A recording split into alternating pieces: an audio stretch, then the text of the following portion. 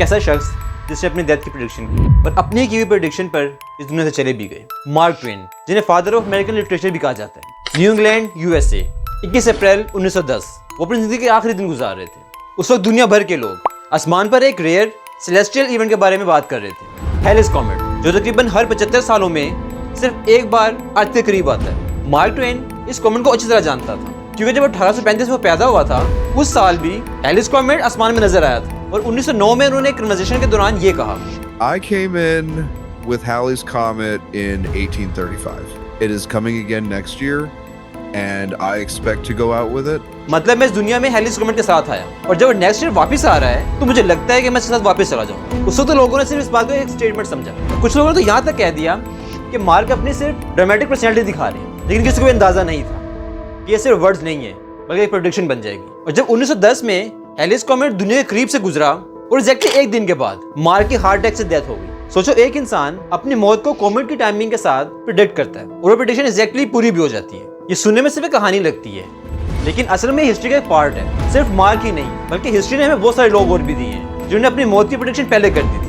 इसी तरह 1970 में भी एनबीए का एक बहुत फेमस प्लेयर पीटर मार्वेज, वो भी अपनी डेथ की प्रेडिक्शन करके उसी के मुताबिक मरा। 1974 जब पीटर सिर्फ 26 साल का था और अपनी करियर की पीक पर था, उसने एक न्यूज़पेपर के इंटरव्यू में कहा, I don't want to play 10 years in the NBA and die of a heart attack at age 40. उस वक्त इसकी प्रेडिक्शन को भी मार्क की तरह नजरअंदाज किया गया। लोगों ने समझा एक एथलीट है, इस बात ने कह दिया होगा। और एग्जैक्टली 1970 से 1980 तक सिर्फ 10 सीजन एनबीए में खेला और उसके बाद एक सिंपल सी बास्केटबॉल गेम के दौरान पीटर अचानक कोर्ट पर ही गिर गया और डॉक्टर कुछ ना कर सके और उसकी डेथ हो गई। और हैरानी की बात यह थी कि उसकी उम्र 40 साल थी और cause of death heart failure. और जब लोगों ने उसका 1974 का इंटरव्यू दोबारा सुना तो सब शॉक हो, क्योंकि ये कोई आम सी बात नहीं थी। उसने अपनी करियर लेंथ, एज और कॉज ऑफ डेथ तीनों चीजें पहले प्रेडिक्ट कर दी थी। तो असली सवाल ये है कि ये सिर्फ इत्तेफाक था या कुछ लोग ऐसे भी होते हैं जो अपनी मौत को पहले प्रेडिक्ट कर सकते हैं। यहाँ साइंस एक इंटरेस्टिंग जगह पर रुक जाती है, क्योंकि साइंटिस्ट का मानना यह है कि हमारा दिमाग सिर्फ सोचता ही नहीं है बल्कि वो महसूस भी करता है बगैर हमें बताए। क्योंकि कभी कभार हमारा दिमाग ऐसी छोटी छोटी चीजें भी नोटिस कर लेता है जो हम कॉन्शियसली इग्नोर कर देते हैं, जैसे बॉडी का धीरे धीरे वीक होना, हार्ट का अनयूजुअल बिहेवियर, एनर्जी या स्ट्रेस का पैटर्न बदलना। हम इन सिग्नल्स को डेली लाइफ का हिस्सा समझ के इग्नोर कर देते हैं, लेकिन हमारा सबकॉन्शियस माइंड इनको स्टोर करता रहता है। इसलिए बहुत सारी बातें हम जानते नहीं है लेकिन हमारे दिमाग में स्टोर हुई होती है।